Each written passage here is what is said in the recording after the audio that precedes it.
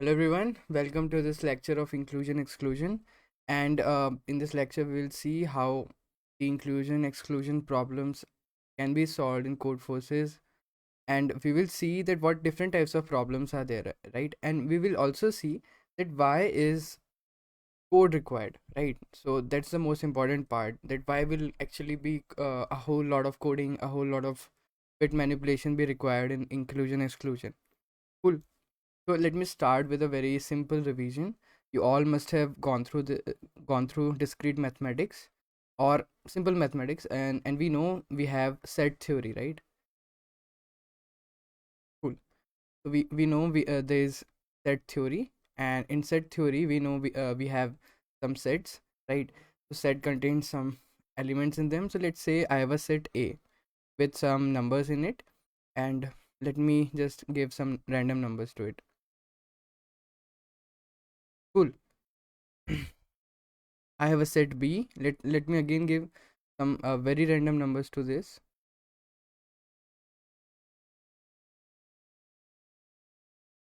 Cool. So that means I have two sets here, which is A and B.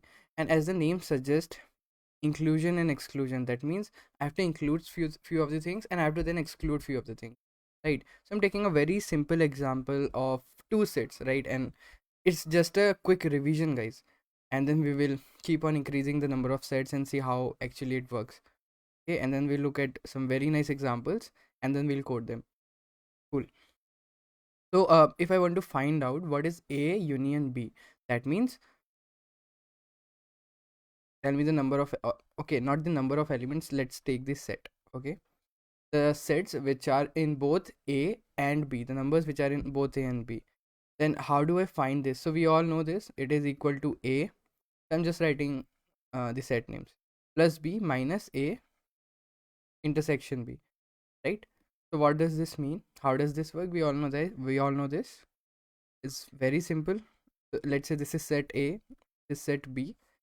So right now, uh, while saying A, that means I've included all the elements in A, right? While saying B, that means I've included all the elements in B. Let's include all the elements in B, right? And if I include all the elements in A and B, so what are the elements here? We have 1, 3, 5, 10, 50, and 2, 4, 5, 10, 100, and 40. So we all know this, that what does a set mean? Set does not contain some identical elements, right? So all the elements in set are distinct. So no duplicates elements are there in set, right? But here we can see if I do A plus B, that means if I join A and B into one set, what will I get? I'll get some duplicate elements, right? What are those elements? To name them, we can have 5. 5 is 2 times. Also 10. 10 is also 2 times, right? And 2, 4, 51, 40, and 100, right? No other elements has occurred twice here, right? So what is 5 and 10 here? 5 and 10 are actually A intersection B. That means I have included the elements which are common to both A and B twice, right? So if I want to remove those elements, what will I do? What will I do? I'll simply remove A intersection B elements one number of times, right? Just one time. I'm not saying remove them twice. I'm just saying remove them once. Why? Because they have been counted here twice. One in A and one in B. So just remove them once and we'll get all the elements. What is A intersection B? So A intersection B, in this case, as we can see, the common elements in both A and B, and those elements are 5 and 10, right? So A intersection B here is 10 and 5 basically, and if I remove 10 and 5 from this set, that means I'm doing a minus A intersection B. Then what will I get? I'll get this particular set. Now this set is equal to A union B. I hope this is very clear. It's very simple and we have already studied this, right? So so this part is A union B, right? As you can see, no element has been counted twice here, right? And if I want to find out the number of elements, similarly what I can do is I can say number of elements in A union B is equals to number of elements in A plus number of elements in B minus number of elements in A intersection B. So how much will this be? How many elements are in there in A? 5 plus how many elements in B? We have 1 2 3 4 5 6 elements. And how many common elements? 2. So what is the total number of elements here? 9, right? So we have 9 elements in A union B. I hope you got this part, right? It's a very simple example, very easy topic to understand, right? Now let's move on to a slightly tougher example. What if there are 3 sets, right? And for that example, I would like to take up a problem. So let's do that in the next part. Okay, let's meet in the next video. Hello everyone. So let's generalize all of it. So in the previous video we saw how does it work for 2 points, and we saw that in detail. So now I'll just sum it up really quick. So for the 3 sets, how does it happen, how does it work? It's very simple. It's A B C. I've already written them, and we know what is A common B, A intersection C, and B intersection C, right? Now we have a third thing, which is A intersection B intersection C, which is common to all three A, B, and C, right? For example, let's take the below example, which is numbers which are less than 15 and divisible by 2, right? So we can see those are 2, 4, 6, 8, 10, 12, 14, right? And what is B? Numbers which are less than 15 and divisible by 3, right? Finally, we have numbers. Uh, what is C? Which are divisible by 5, which is 5, 10, and 15. So I'm saying less than or less than equal to here. Now, what is A common B?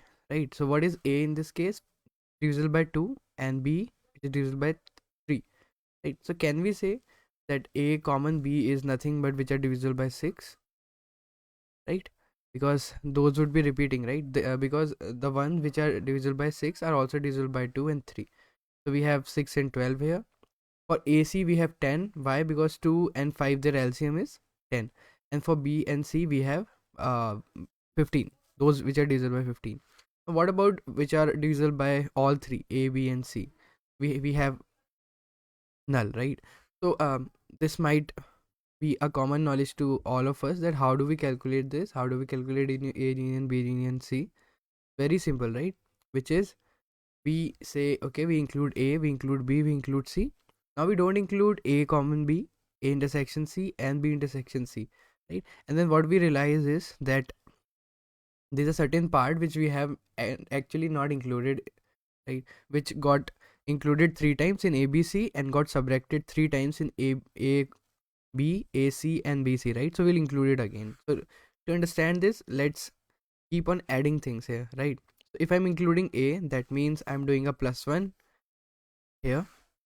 So that +1 means that we have included this +1 +1. So in all the parts of A, right, in all the subparts of A, in these subsections, I just added +1 because I've included A. Now let's include B. So to include B, +1 will be here also, again and again, right? That means these are the parts which have been included when I include B. Now if I include C, so C included, +1 here, +1 here, and +1 here, right? Now what are we trying to do? We are trying to remove A common B, right? So if this is A, this is B, and this is C, then A common B is, we all know what it is. This part, the orange part, right? So let's subtract this part. So what does subtraction means? I'm doing a -1, right? So to do a -1, I'll just remove 1 + 1, right? So -1 and -1. That means this has been included once. So in the end, what we want to do is we want to include all of these exactly one time, right? Cool. So now what? Now let's subtract A common B. So A common B is done. Now let's subtract A common C and then B common C. So A common C, we have this part in A common C. So let's remove 1 from here and 1 from here. Cool. That means we have removed this. Now let's subtract B common C one time, right? Now you can easily see that, okay, this whole part is included, this whole is included, this whole is included once. So that's good. This part is included, this is also included, and this is also included. That is also good. But what about the middle part here, right? So it was +1 3 times and then -1 3 times, right? So we need to include it separately. That's why we have plus A common B common C, right? Great. So let's move forward, and I have also Yeah, now let's talk about 4. Okay, so we have seen how does something in 3 sets work. So for 4 sets, what we have is we are adding them individually, then we are subtracting them when we are taking them in pairs, then we are adding them again in triplets, and then we are again subtracting them in 4, right? So that's the pattern that you can observe, right? We add, we subtract, we add, and then we subtract, and so on, right? So how does it become? We add the odd elements. What do I mean by odd? When a set contains odd number of sets in them, right? So this is a set which is which is a intersection of even number of sets. This is a set which is the intersection of odd number of sets, right? So if it is odd, we are including it, we are adding +1, right? Otherwise we are subtracting it, so it becomes -1 raised to the power if n is odd, if n is even, right? So if n is even, then it becomes subtraction. If n is odd, then it becomes addition, right? So we can I mean, you can easily derive this formula, it doesn't interfere here. Now okay, so that was of 4, right? When we have 4 sets, we add, subtract, add, subtract. So how many elements are there if we choose one in them? So we have 4c1 elements, we have 4c2 elements, we have 4c3 elements, and we have 4c4 elements. So similarly will happen in sets of 5. I want you to write it, although there will be many sets here, uh, because we'll be including a, b, c and individual elements, and we'll be subtracting a, b, a, c, and so on, and then we'll be including a, b, c, right? And then we'll be subtracting a, b, c, d type of things, right? And then we will be again adding a, b, c, d, e. Cool. So this is how it works. So how many individual elements? 5c1. How many in pairs? 5c2, 5c3, 5c4, 5c5. So how many in total are there? So if you take this sum, if you remember this, this is nothing but 2 raised to the power n, where n is 5 in this case, -1, right? So if you add all of them, it becomes 2 raised to the power n -1. And also if you take 5c0, then it is 2 raised to the power n, right? So this is how inclusion exclusion works, right? So when we have odd number of elements in a particular intersection, we add it, otherwise we subtract it. Cool. So I'll be using this in the next problem discussion and also in the code video, right? So see you there. Thank you. Welcome back. So I have this first example that I want to present, which is find the total number of permutations of 0 to 9, right? So we have all single digits, and so the total number of permutations which contains 1 3. Okay, so let's say which does not contain, and we'll do the vice versa thing. The total permutations of 0 to 9 which does not contain 13, 49, 34 or 23. Okay, cool, no problem. We can do the does not part also, and we can do the other part too, right? Let's do one part and then come to the other one. So how many permutations of 0 to 9 are possible? We have 10 numbers here, so there are 10 factorial permutations which are possibles, right? So this is total number of permutations which are possible, right? So there are okay, how many permutations are there which contains 13? So as we know that there can be many permutations which contains 13, right? There can be many permutations which contains 49, 34 and 23, right? So how do we solve this? And of course there will be many permutations which will contain both 13 and 34, right? Like 1 3 4 and something. Let me give you some examples first. So let's call a permutation which just contains 1 3, right? That means it should not contain other elements. So let's call it 13, and let's write 4 here, 9 here, so that it doesn't intersect, and 2 here. Cool. Now let's just fill it. 8 7 5 6 and 0, right? So this is a permutation which just contains 13, and it does not contain 49, it does not contain 34, and it does not contain 23. Cool. So similarly you can make other permutations which contains 49, 34 and 23. But let me give you an example of a permutation which contains both 13 and 49, right? So what I can do is, it's very easy to make it. Just pair them, 13 and 49, and just fill the rest of the digits, right? So 0, 2, 3 is done, 4, 5 here, 6, 7, 8, and 9 is already here, right? So this is a permutation which contains 13 and 49, right? So this does not contain 23, and this also does not contain 34, as you can see, right? And similarly you can make other examples, right? There can be a permutation which contains 13 and 34 like together, like I mean this way, right? So how can I do this? If how can I find out whether a permutation contains 13 and 34? It can contain it this way, right? That means it has 13, also 34. So now there's a difference, guys. There cannot be a permutation which contains 13 and 34 separately, right? Because 3 can only be used once in a permutation, right? So if it contains both, 1 3 4 has to be together, right? Cool. Yeah. So 1 3 4, and similarly fill the rest of the digits over here such that there are no other permutations possible. Okay. So how will you solve this problem? As we can see, there can be some combinations of these numbers inside the permutations, right? How will you find out the total number of permutations which contains 13 and these? So as I know, there are 10 factorial total permutations, right? So again, we'll simply use inclusion exclusion over here, and it's not a very tough problem, right? And also this won't be required, this problem won't require much to code also, right? So let's find out the total number of so let's call it p, and if I write it like 13, that means total number of permutations which contains 13. 13 means I mean only 13, nothing else, right?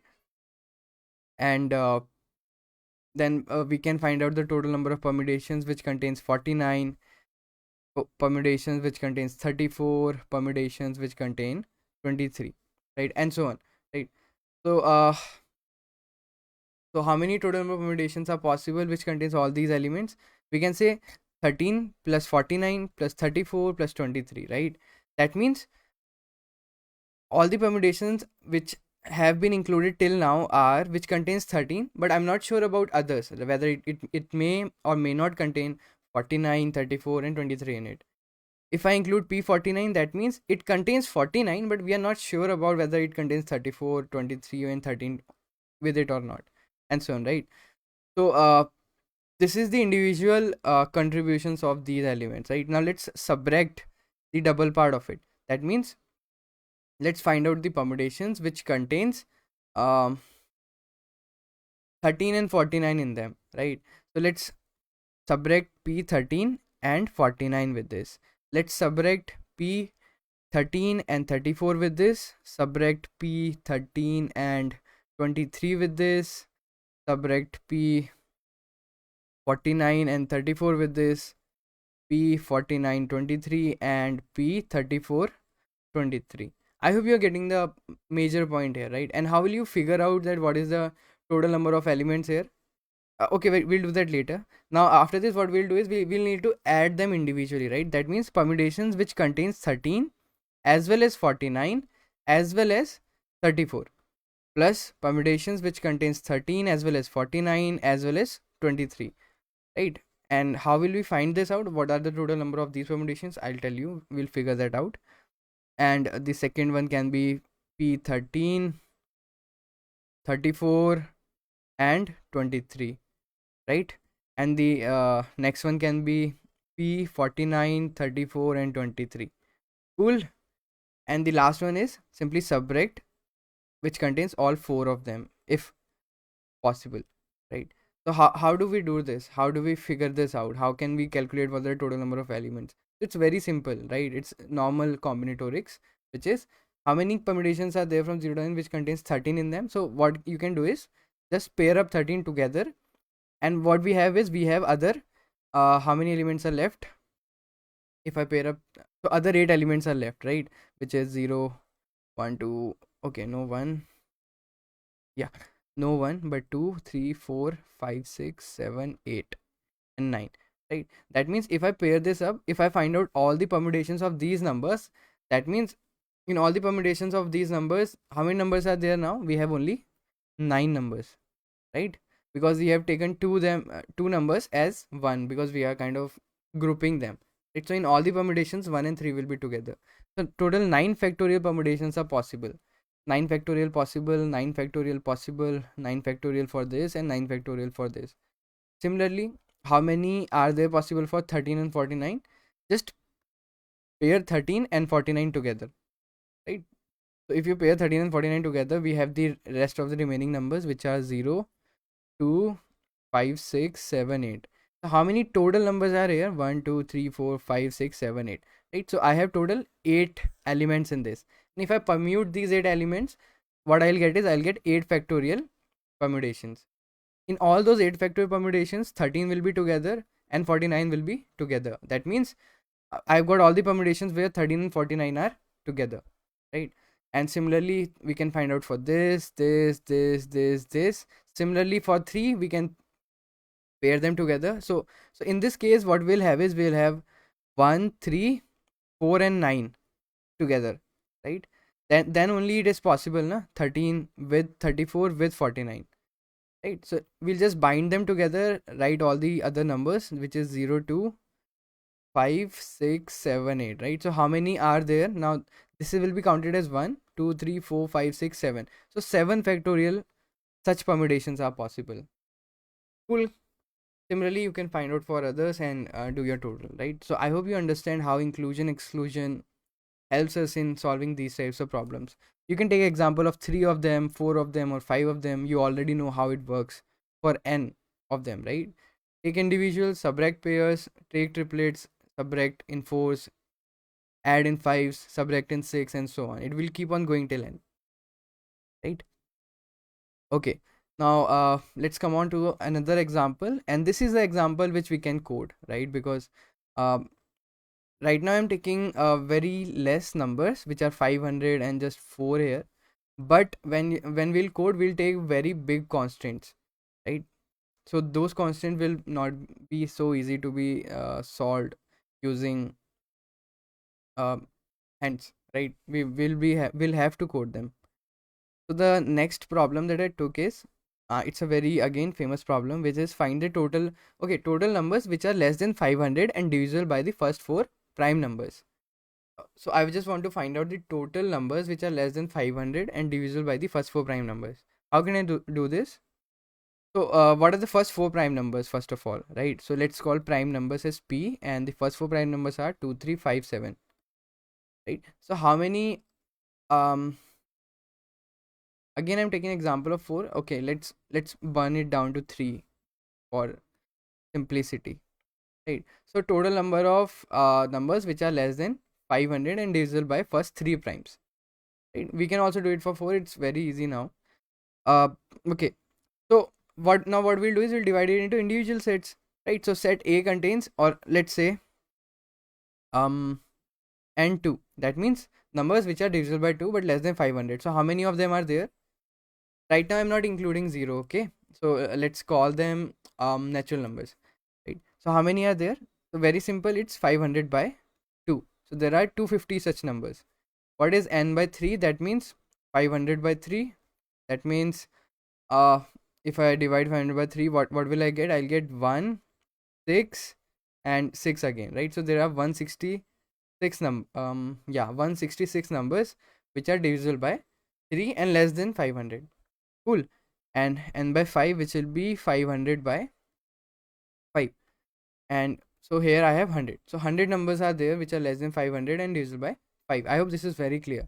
Now what is n23 here? Numbers which are divisible by both 3 and 5. That means the numbers which are divisible by 6, right?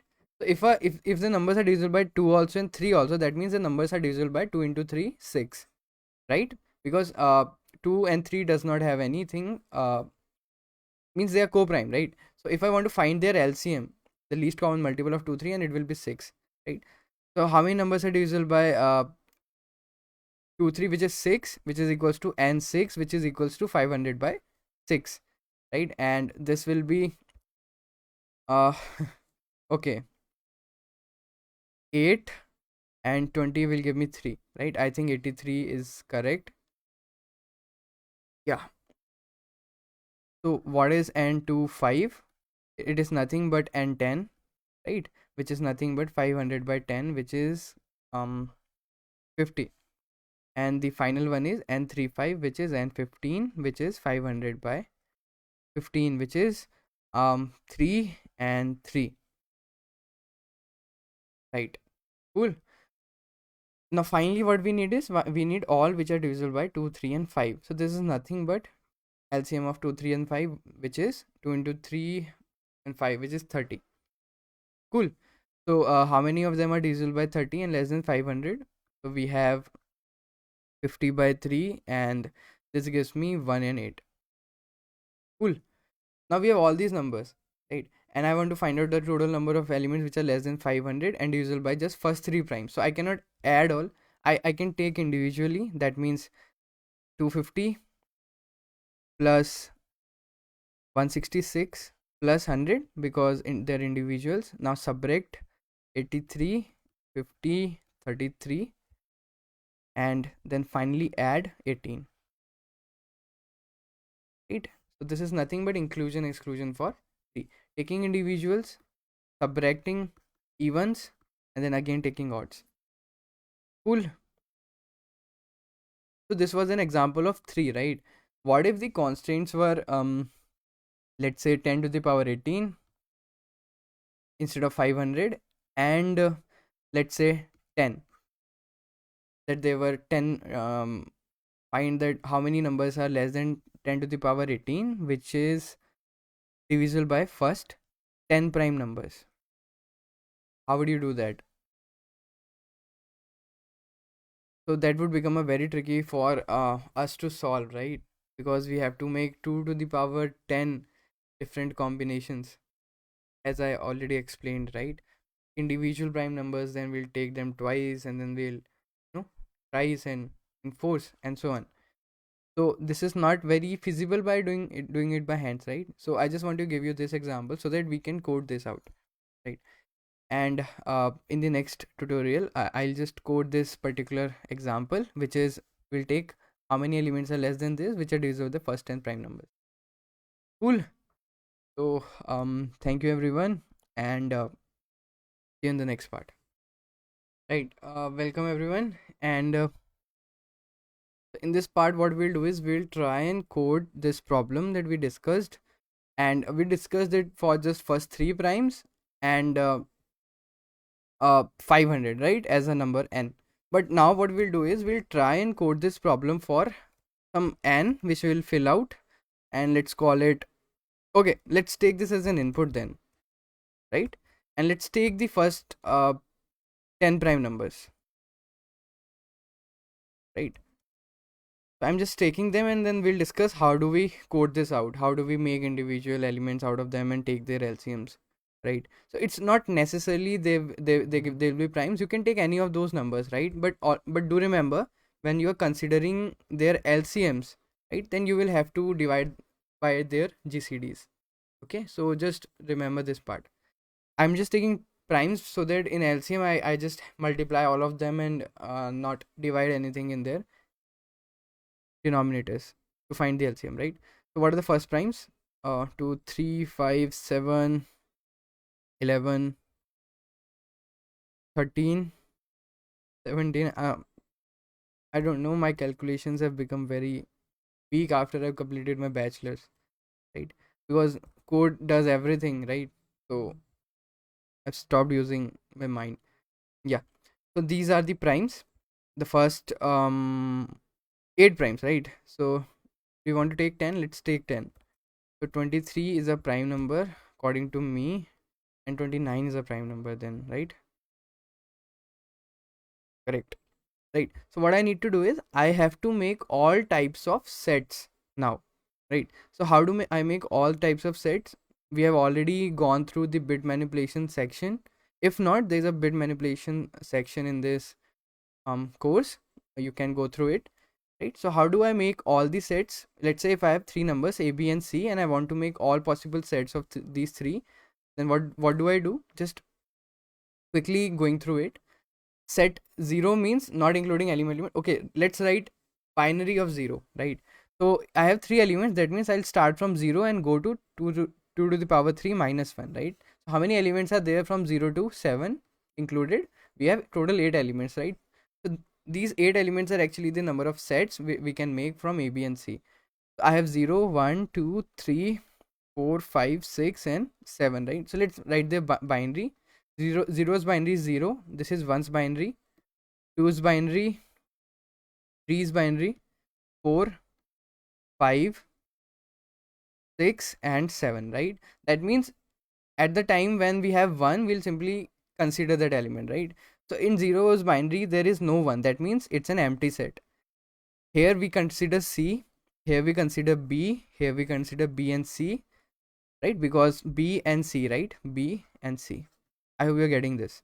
So now here we consider A, here we consider AC, AB and AB and C. So here you can see I was able to derive all these sets using some bit manipulation, right? If I just iterate from 0 to 2 to the power n minus 1, then I'll have total 2 to the power n numbers, right? So how many total sets we have? 2 to the power n sets. All those numbers can help us generate all the sets in the array of n elements. Cool. So this is what is already described to you, and I'm just quickly revising it, right? So let's generate all sets of these prime numbers, right? Yeah. Okay, so as I said, till which number do we have to go? We have to go till 2 to the power n minus 1, right? So we'll just simply left shift 1 n times and we'll simply get 2 to the power n, right? And we are moving less than that, that means, so I'm starting from 0 so that you don't get confused, because 0 is actually not needed here, but still no problem with it. And yeah, so if I take a 5 set which is 0, that means how many elements are divisible by that? So there isn't any element, right? So what I'll simply do is I'll simply start with 1, right? So let's start with 1, and now let's try and make all the possible subsets first. Cool. Let's call it j, and let's make j go till n. So if the jth bit of ith element is set, let me write it.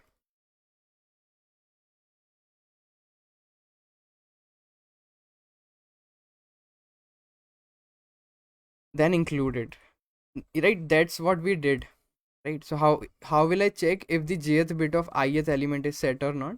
Simple. If I'll just right shift I j times and with 1, right? If this is true, that means the jth bit of ith element is set. So if it is set, I'll simply see out. Right now I'm just printing it so that it's very clear to all of us how to generate sets, right? Okay, sorry. So n is the total, n is the number till which we are going to find it, right? But we just have to find the subsets of this primes vector, right? So let's take m as primes dot size. Sorry for that. Yeah, let's take m here, not n, and m, right? So here m is 10, right? And we'll simply say cout primes j. Cool. After this ends, I'll simply print, right? Now you can see that we are generating all subsets here: 2 3 2 3 5 2 5. We have 3 also, we have 4 also there, and if I just keep on going down, we'll see many more, right? So the, and this is the last one, I guess, which contains all the elements in the set, right? So how many are there? 1023, right? So if I have 1023, that means which one have I not included? I have not included the zeroth, sorry.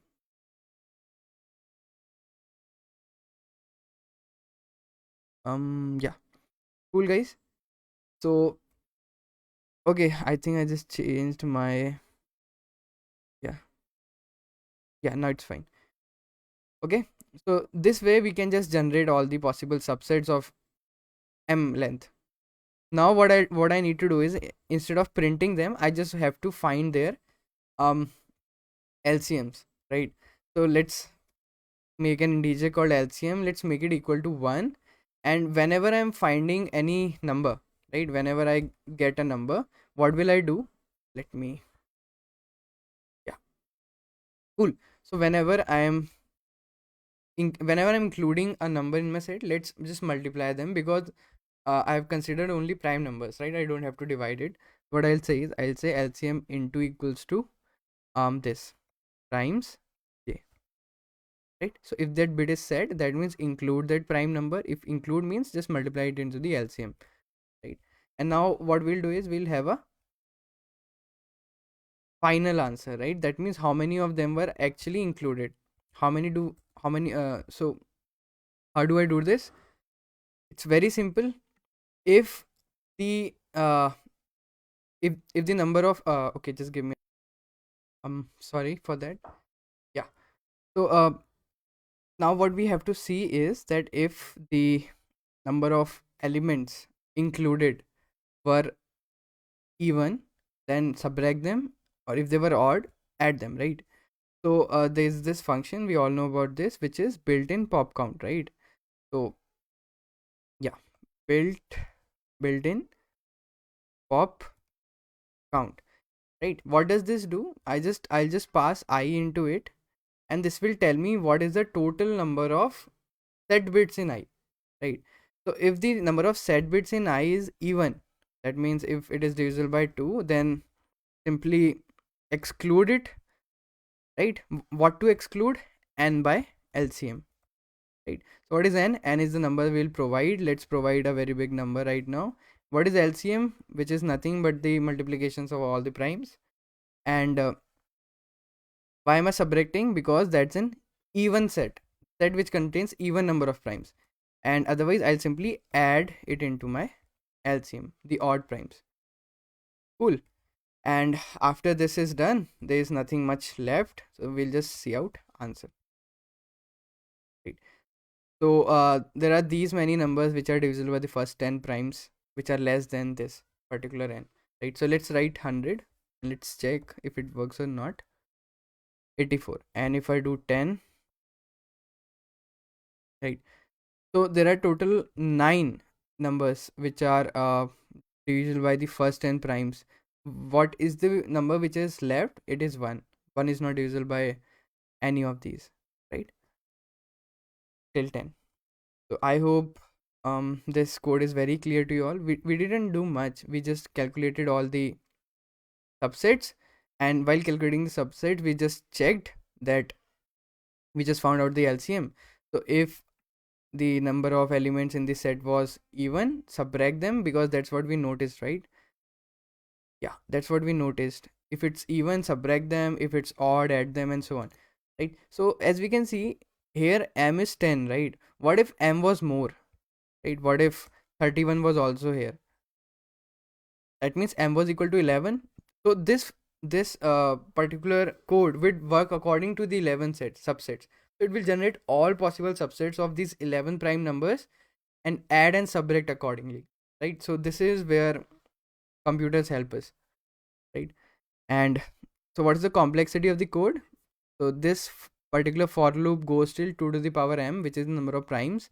So if it has 11 primes, so it is 2 to the power 11 into 11, right? This goes till m only, and this is nothing but just bit checking, and this is also nothing, it's just o1 built-in. So we have some built-in popcorn functions. If you do not know about them, so you can refer to the bit manipulation section in this particular course, or uh, try searching for them online, right? So just find out some built-in functions which comes very handy during the contest.